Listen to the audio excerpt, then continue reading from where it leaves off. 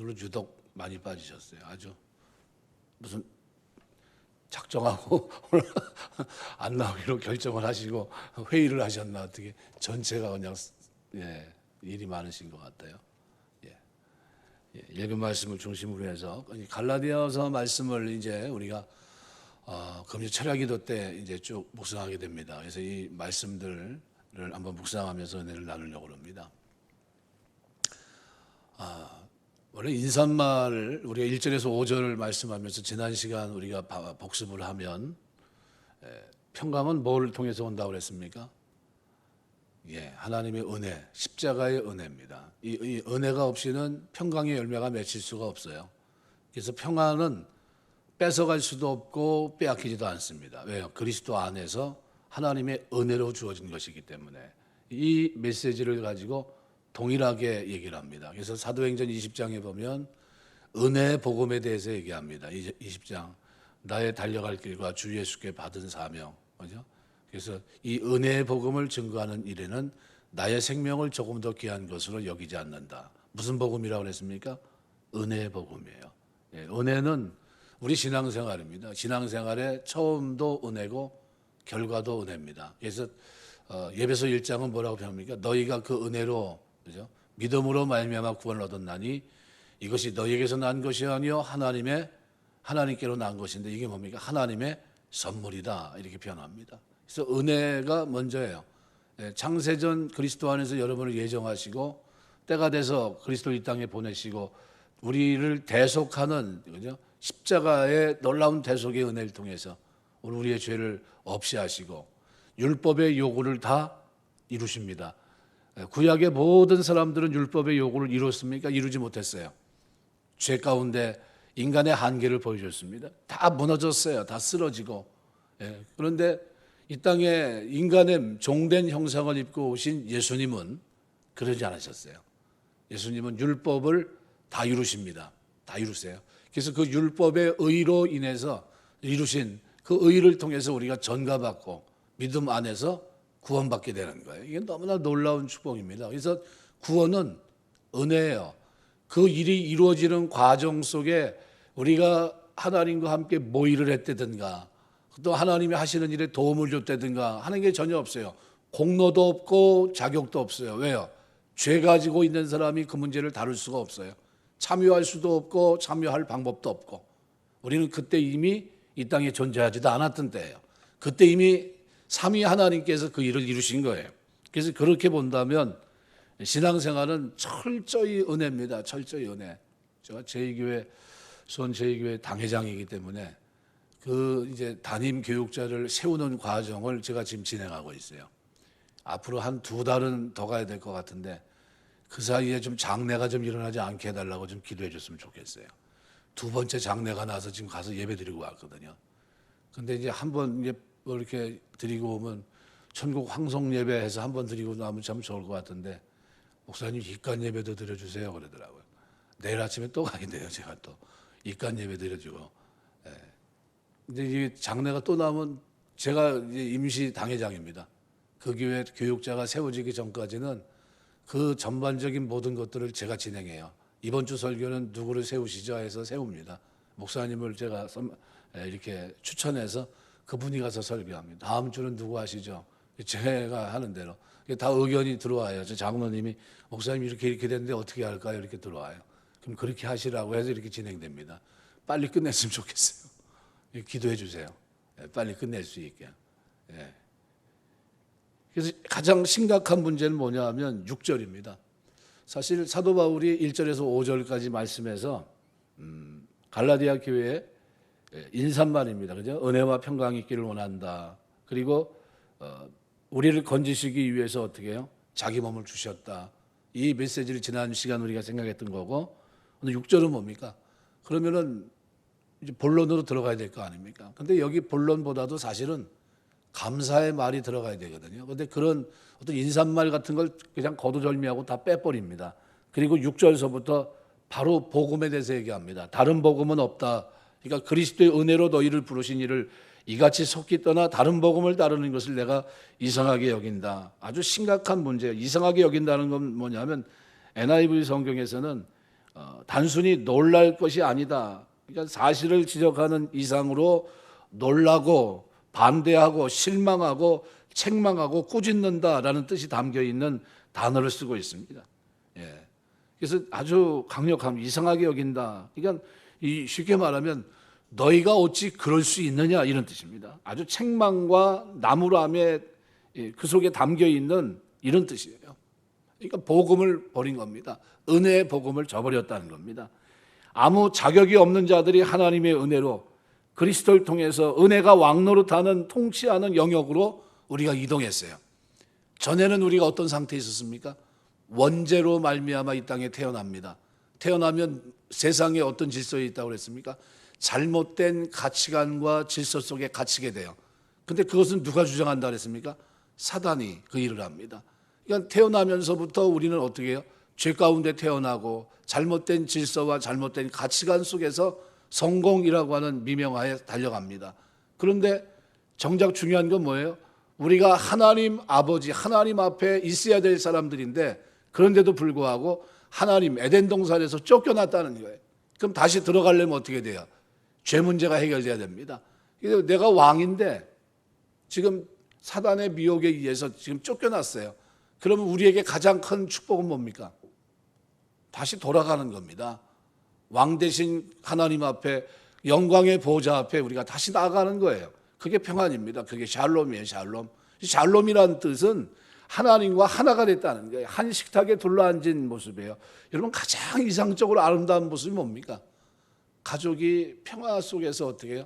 하나님 앞에 예배하고 찬송하는 자세가 세상에서 가장 아름다운 모습이에요. 저는 그 모습보다도 아름다운 모습은 존재하지 않는다고 생각합니다. 예? 여러분 가정에서 기도도 하시고 찬송도 하시고 예배도 드리시게 되시길 주의 이름으로 축원합니다. 가장 아름다운 자세예요. 그래서 그런데 이 은혜로 말미암아 어떻게 됐어요? 세상의 질서와 가치관 속에 갇혀 있던 우리를 그리스도의 공로로, 십자가의 공로로 죄 속의 은혜를 우리가 덧입게 되고 이제는 어떻게 해요? 율법의 저주 아래 있지 않고 이제는 율법으로부터 자유한 자가 됐는데 방종하는 자가 아니라 이제는 어떻게 해요? 자발적으로 말씀 앞에 성령 하나님의 인도하심 속에 순종할 수 있는 사람이 이제 된 거예요, 우리가. 그러면 우리의 삶이, 신앙생활이 억지로입니까? 아니면 자원에서입니까? 자원에서예요. 왜요? 그 은혜를 아니까. 그래서 우리의 초점은 어디에 맞춰져야 되냐면 하나님의 은혜예요. 그 은혜를 알게 하는 데 있습니다. 은혜를 깨닫게 하는 데 있고 그 은혜를 확신하는 데 있습니다. 이것이 나에게 확신으로 다가오지 않으면 신앙생활은 절대로 올바르게 못합니다. 그 은혜가 나에게 은혜가 되지 않고 은혜가 그냥 그렇고 그런 거지 뭐 이 정도가 된다면 신앙생활도 그렇고 그럽니다. 기도 안 합니다. 이엠 바운즈 기도의 사람 책을 잊어먹을 만하면 한 번씩 제가 이렇게 훑어봐요. 왜 제가 훑어보냐 하면 그분이 쓴 책의 초점은 어디에 있냐면 3시간씩 기도합니다. 그분은 먼저 기도하고 그 다음에 어떻게 해요? 그리고 난 다음에 성경을 봐요. 하루에 몇 시간 기도한다고요? 3시간 기도하고 그리고 하나님 앞에 말씀을 다뤄요. 자, 어떤 말씀이 나오겠습니까? 은혜의 말씀들이 나오는 거예요. 기도가 어떤 기도가 되겠습니까? 간절한 기도가 되는 거예요. 그냥 대충이 아니에요. 그러니까 그분의 쓴 그 책들을 이렇게 읽어보면 완전히 달라요. 일반 사람들이 지식을 논하는 그런 내용이 아닙니다. 이거는 뭡니까? 경험적인 거예요. 마치 뭘 보는 것 같으냐면 시편을 보는 것 같아요. 시편의 다윗이 하나님 앞에 시를 쓴 그 시, 그 이상으로 가장 아름다운 글을 쓴 사람이 있다면 저는 이엠 바운즈 같아요. 왜요? 기도하는 사람이기 때문에 그래요. 기도하는 사람. 왜 기도합니까? 은혜예요. 은혜. 하나님의 은혜를 알기 때문에 그 은혜에 부응하며 살기 위해서 몸부림치는 거예요. 여러분도 마찬가지입니다. 오늘 사도 바울이 자신을 구원하신 하나님의 은혜를 깨닫고 자신에게 은혜의 복음을 전하라고 하는 이 놀라운 메시지가 사명처럼 주어졌을 때 그는 자기 생명을 조금도 귀한 것으로 여기지 않고 그 일을 향해 어떻게 해요? 달려갔습니다. 그리고 복음을 전했어요. 그런데 그 갈라디아 교회가 그런데 어느 순간 여기서부터 떠나버린 겁니다. 아주 속히 떠나 그랬어요. 이 속히라는 말은 시간상 속히 떠났다는 뜻도 있겠지만 경솔하고 성급하게 깊은 생각 없이 진리를 떠났다는 그런 뜻도 있습니다. 그러니까 너무 경솔하게 은혜의 자리에서 뭘로 떠나갔어요? 지난날 잘못된 가치관 세계, 쉽게 말하면 질서, 사단이 종노릇하는 그때 그 상황으로 속히 떠났다는 거예요. 떠났다는 말은 충성을 바꿨다는 뜻입니다. 군사적으로, 정치적으로, 철학적인 의미를 갖고 있는 단어가 이 떠나라는 단어예요. 이건 언제 쓰는 단어냐면 군인이 자기 근무지를 이탈할 때, 탈영했을 때 쓰는 단어가 떠난다는 단어예요. 근데 뭐고에서 떠났습니까? 은혜로 너희를 부르신 이를 이같이 속히 떠나. 뭐로 부르셨어요, 우리를요? 은혜로 부르신 게 은혜로. 우리 구원은 뭐로 받습니까? 은혜로 받는 겁니다, 은혜로. 한번 하나님이 정하신 이 구원은 바뀝니까, 안 바뀝니까? 거기에 더하거나 뺄 게 있어요, 없어요? 아무것도 없어요. 간혹 어떤 사람들이 말합니다. 선한 일을 열심히 해야 천국 간다고. 그런 겁니까? 아니에요. 그죠? 우리의 선행은 도움이 됩니까, 안 됩니까? 구원받는데 도움이 안 돼요. 천적인 뭡니까? 은혜예요. 하나님 그리고 그리스도 안에 있는 십자가의 은혜입니다. 이게 유앙겔리온 복음이에요. 복음은 은혜입니다. 그래서 뭐라고 표현합니까? 은혜의 복음이라고 얘기해요. 은혜의 복음. 네. 여기에 뭐 덧붙이면 돼요, 안 돼요? 예, 뭐 자격, 뭐 권력, 뭐 능력 아무것도 필요 없습니다. 이건 뭡니까? 전적인 하나님의 선택이고 은혜예요. 철저한 겁니다. 그래서 은혜의 나라를 그처럼 속히 배반하고 율법의 멍에를 지는 나라로 가는 것에 대해서 이해할 수 없다고 하면서 놀라워하는 겁니다. 구약은 다 어땠습니까? 율법의 저주 속에 있었어요. 613가지 율법을 바벨론 포로로 갔던 사람들이 돌아와서 365가지 248가지를 딱 나눠놓고 하라 하지 말라를 나눠놓고 어떻게 해요? 율법을 지킵니다. 바리새인들이. 다 지켰습니까? 그 평가가 마태복음 23장에 이 땅에 오신 예수님이 그들을 평가합니다. 어떻게 평가합니까? 겉은 멀쩡한 것 같은데 그대로 하는 것 같은데 속은 외식하는 자들이라고 평가합니다. 그래서 몇 번이나 저주하십니까? 7번이나 저주하세요. 아주 강하게. 강하게. 뭐를 이 속은 어때요? 썩어 있다는 겁니다. 그래서 이 잘못된 걸 얘기합니다. 그래서 제가 전에 어버이날에서 제가 경애한다는 그 의미를 제가 설명을 드렸어요. 왜냐하면 우리가 예수 믿는데 부모 공경하지 않는 사람이 하나님 경외할 수 있습니까? 없습니까? 근데 못해요. 가짜입니다. 진심으로 우러나서 존경하는 마음이 없어요. 기릴 수 있는 마음도 없고. 그것이 없으면 하나님을 바르게 섬길 수 있습니까? 없습니까? 없어요. 그래서 부모를 사랑하지 않는 자가 하나님을 사랑한다는 말은 거짓말이에요.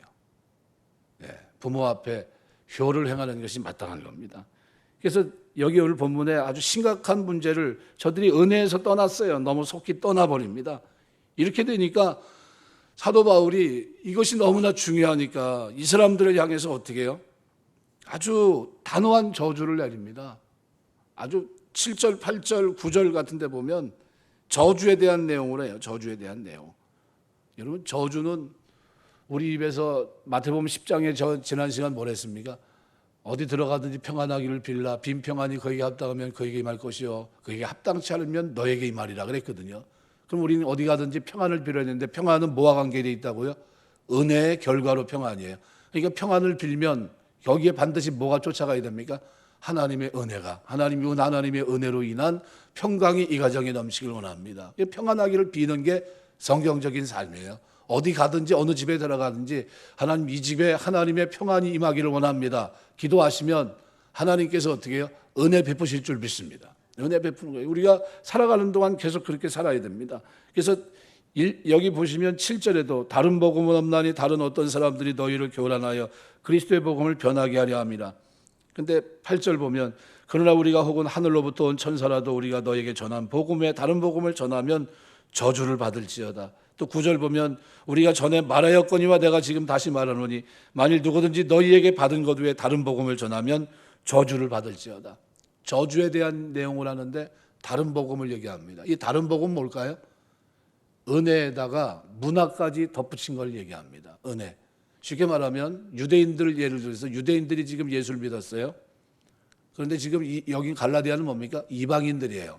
이방인들이 예수를 믿었는데 유대인들은 날 때부터 8일 만에 뭘 받습니까? 할례를 받아요. 이 할례는 뭡니까? 하나님의 백성이라는 증표로 그들이 갖고 있었어요. 그런데 이방 사람들 가운데 예수를 믿게 되면 뭐로 구원받습니까? 은혜로 구원받아요. 그런데 거기에다가 뭘 얘기합니까? 예루살렘에서 가만히 내려온 사람들이 뭘 얘기했냐면 니네 지금 은혜로 구원받는다고 하는데 그건 너희가 몰라서 그래. 너희가 우리 문화를 너무 몰라. 우리 문화는 날 때부터 이미 하나님 백성으로 사는 거야. 그러면서 어떻게 해요? 그 신분에 대해서 할례도 받아야 되고 또 이런 여차여차한 일들을 쭉 설명해 주는 겁니다. 이거를 행해야 되는 거야. 그래야 구원이 완성되는 거야. 하는 식으로 얘기를 하는 겁니다. 그러면 처음에 은혜는 거저된 것 같은데 그런 얘기를 하면 어떻게 해요? 귀가 솔깃해요. 그래? 그럼 구원 받아야지. 그럼 그렇게 해야 되나? 그래서 그렇게 쫓아가는 겁니다. 그렇게. 많은 사람들이 어떻게 해요? 은혜의 복음에서 벗어났어요. 이 뭐냐 하면 행위로 구원받는 게 아닌데 그런 어떤 외식이나 그런 율법적인 그것을 추구하기 때문에 구원이 완성되고 이런 게 아닌데 그런데도 불구하고 그 왜곡된 거짓된 교사들의 말에 어떻게 해요? 미혹을 당한 겁니다. 그래서 이거를 오늘 본문에서는 뭐라고 표현합니까? 그렇게 다른 복음을 전하면 저주를 받을지어다. 2번이나 강조합니다. 아주 강력한 권고예요. 여러분 시편에 보시면요. 시편 109편 보시면은 17절에서부터 19절에 보면 이렇게 말합니다. 그가 저주를 좋아하더니 그것이 자기에게 임하고 축복하기를 기뻐하지 아니하더니 복이 그를 멀리 떠났으며 또 저주하기를 옷 입듯 하더니 저주가 물같이 그의 몸속에 들어가며 기름같이 그의 뼛속으로 들어가나이다. 저주가 그에게는 입는 옷 같고 항상 뛰는 띠와 같게 하소서. 저주에 대한 메시지입니다. 평상시 저주해야 됩니까? 안 해야 됩니까? 저주하지 말아야 돼요. 그죠? 근데 이렇게 강력한 저주를 사도 바울이 한 이유는 뭡니까? 은혜의 복음을 바꿨기 때문이에요.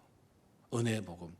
예루살렘에서 가만히 내려온 사람들이 제일 먼저 건든 게 뭡니까?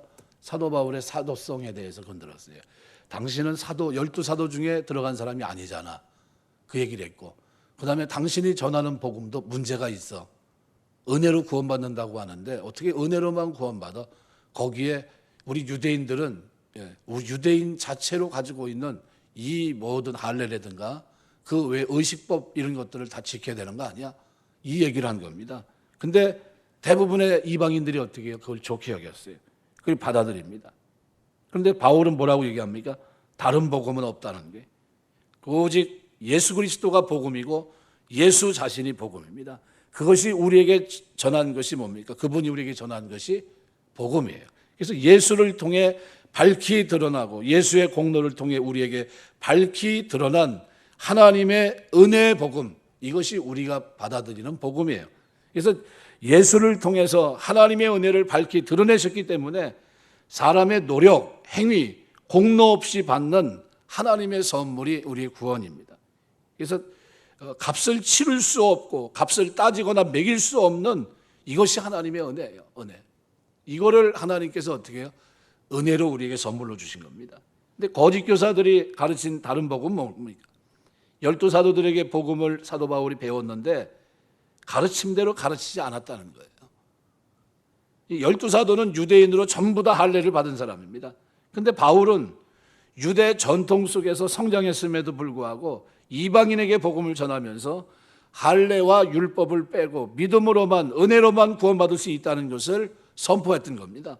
그래서 거짓 교사들은 바울이 전한 은혜로 믿음으로 받는 구원은 초보 단계에 불과하고 이것과 더불어 율법을 지키고 할례를 받아야 온전한 복음이 되는 거다, 이렇게 주장을 했던 거예요. 그러니까 이것이 뭡니까? 사도 바울이 볼 때 다른 복음이에요. 다른 복음. 근데 여기 갈라디아에서 보면 누가 등장하냐 하면 베드로가 여기 옵니다. 베드로. 수석 제자 아닙니까? 근데 그 베드로가 이제 문제가 뭐냐 하면 이제 예루살렘 공회에 가서 사도 바울이 자기의 사도성, 자기가 전하는 복음에 대한 모든 걸 어떻게 해요? 심의를 받습니다.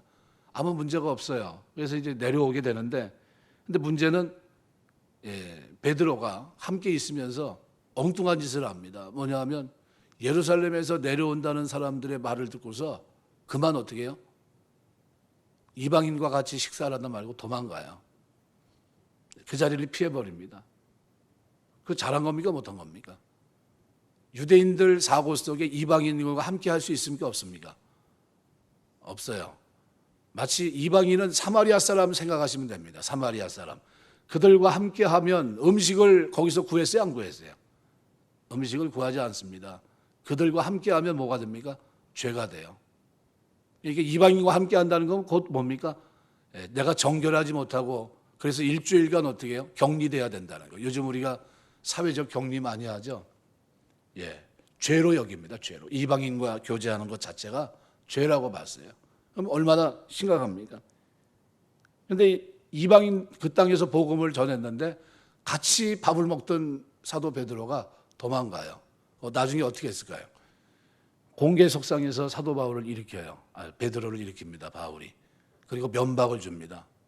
당신이 복음을 전하고 복음을 알았고 당신이 복음을 전할 때 3,000명, 5,000명씩 회개하는 역사가 있는데 당신이 전한 복음이 은혜의 복음인데도 불구하고 믿음으로 구원받을 받는 복음인데도 불구하고 왜 가지고 있는 아직 형식의 틀에 아직도 그러고 있느냐.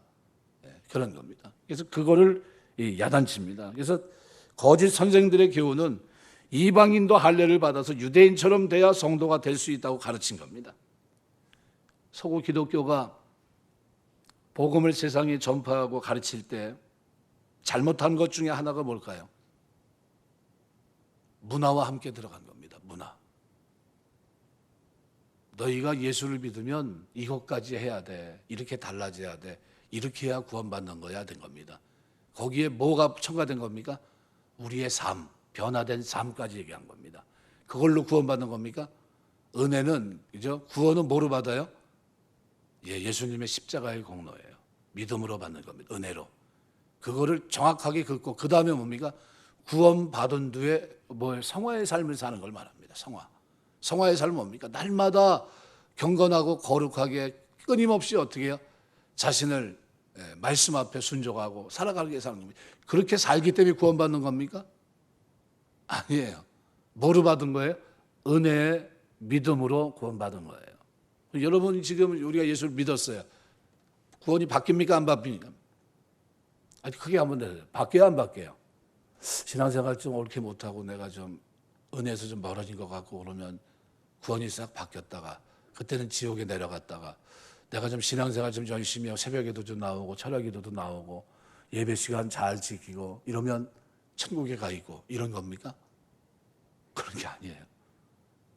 뭐로 받아요? 은혜로 구원받는 겁니다. 그래서 우리가 그걸 쉽게 이해할 때 뭘 이해하시면 되냐면 포도 품꾼의 비유를 보시면 됩니다. 하나님께서 나를 은혜로 구원하셨다고 할 때 대부분의 사람들은 어때요? 기쁩니다. 나보다 훨씬 못한 형편에 있는 사람, 아무것도 가진 것 없는 사람이 다른 사람들이 똑같이 한 달란트를 받을 때 여러분 어때요? 저 사람은 늦게 와서 일했는데 근데 주인은 뭐라고 얘기합니까? 주인의 뜻은 늦게 와서 일한 사람에게도 한 달러도 주는 것이 주인의 뜻이다 그랬어요. 그게 뭡니까? 은혜라는 거예요. 은혜. 하나님의 은혜는요. 우리가 생각할 때는 아침서부터 저녁까지 수고해야 은혜라고 생각해요. 그런데 그러면 더 많이 받아야 된다고 생각합니다. 그런데 하나님은 아침서부터 저녁 끝날 때까지 일하는 전혀 상관이 없던 어떤 사람이 1시간 남겨놓고 들어와서 뭐 하고 있어요? 일을 합니다. 근데 똑같이 임금을 받고 있어요. 이게 뭡니까? 은혜예요. 하나님이 우리에게 구원을 베푸시는 은혜가 그런 겁니다. 어떤 공로나 자격이 있어서 들어간 겁니까? 아니요. 그런 사람은 일꾼 되기에 부족한 사람이에요. 일꾼으로 뽑혀간 사람들은 아침서부터 일한 사람들이에요. 그런데 하나님이 놀랍게도 우리를 어디에요? 추수하는 그 시기에 추수의 기쁨을 나누는 사람들로 우리를 부르신 거예요. 그 은혜로. 그러니까 어마어마한 축복을 받은 겁니다. 어마어마한 축복을. 거짓 선생들은 복음의 율법 준수를 더했습니다. 우리가 놓치지 말아야 될 것은 우리는 죄인이고 구원에 기여할 수 있어요, 없어요? 기여할 수 없어요. 이건 다 누가 하신 겁니까? 하나님과 예수 그리스도의 십자가를 통해 이루신 겁니다.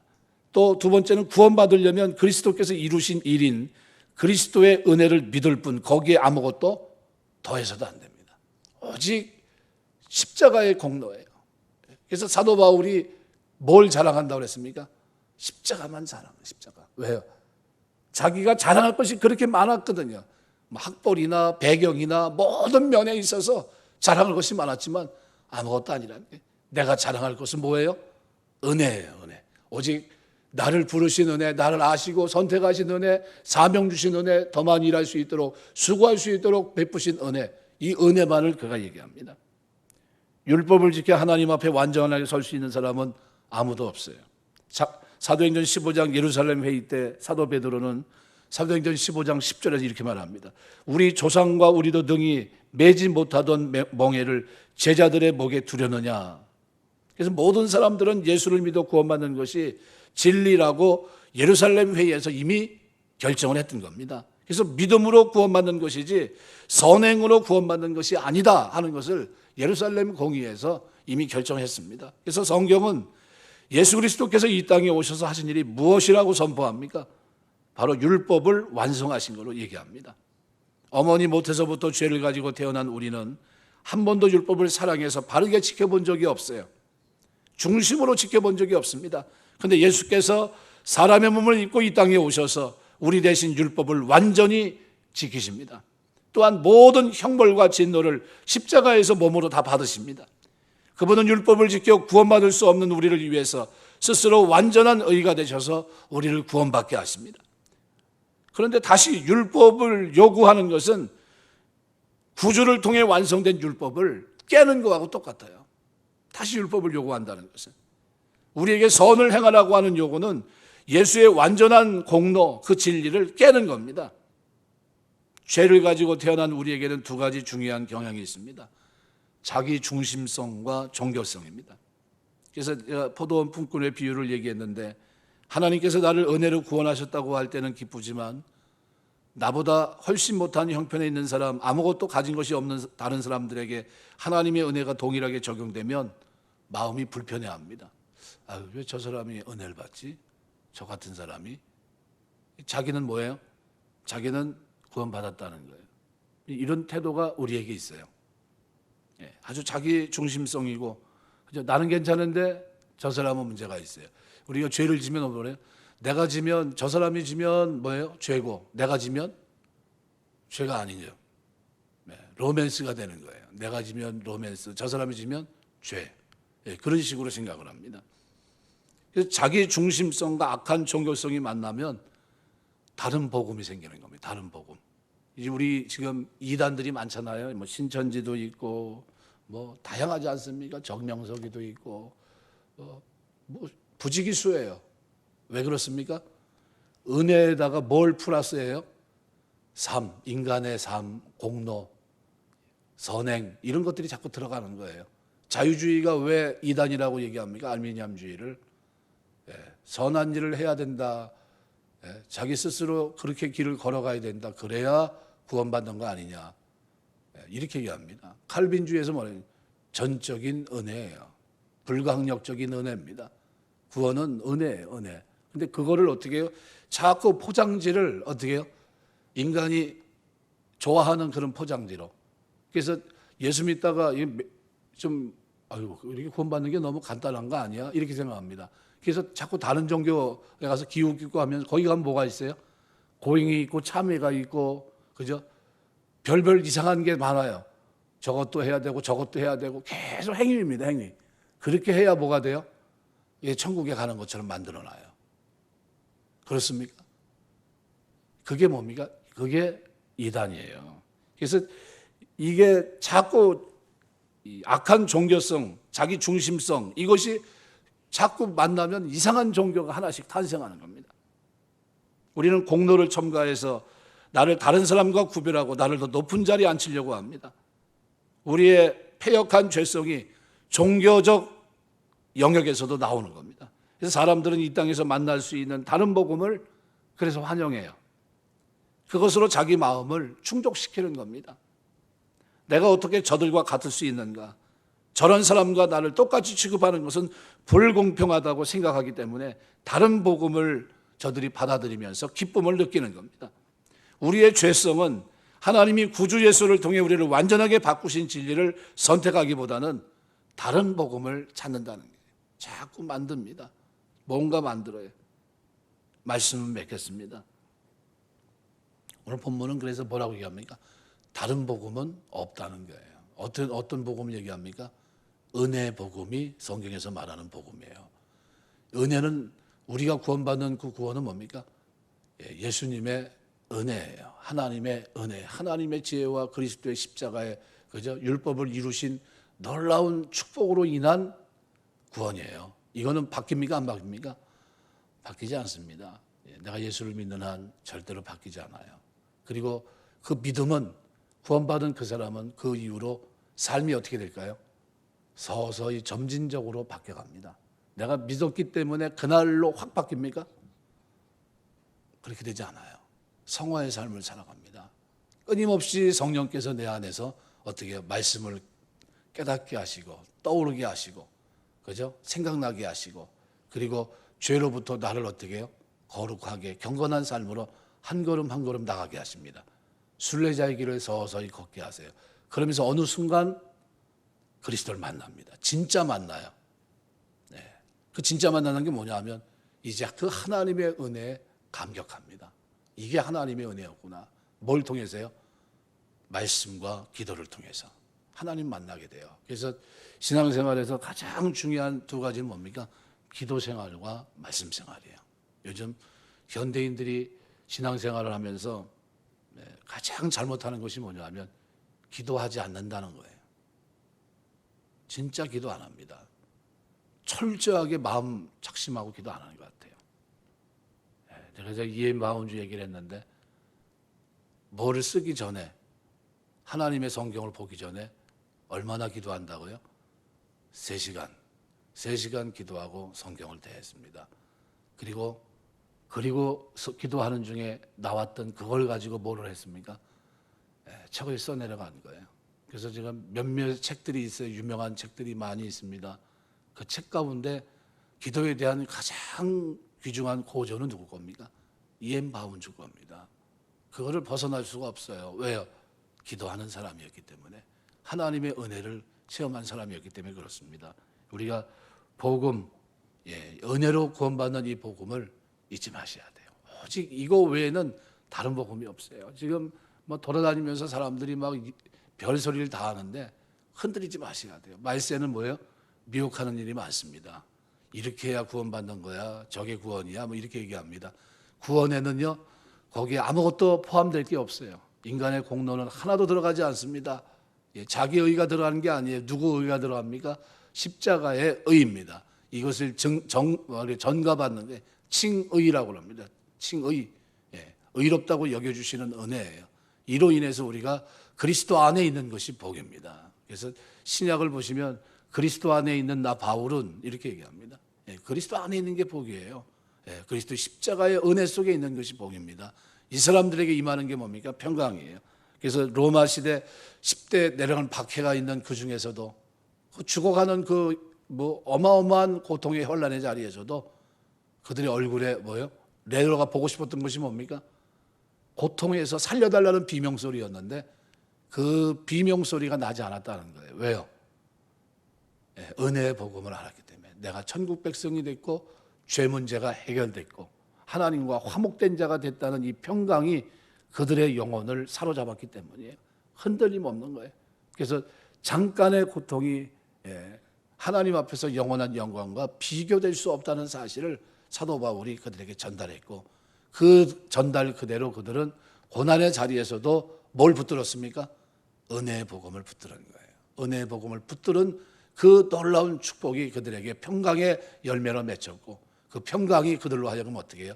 순교의 자리에 순교의 잔을 마시는 그런 모습으로 나타났던 겁니다. 어떤 일이 있어도 우리가 주님 섬기면서 사는 동안 다른 복음은 없다.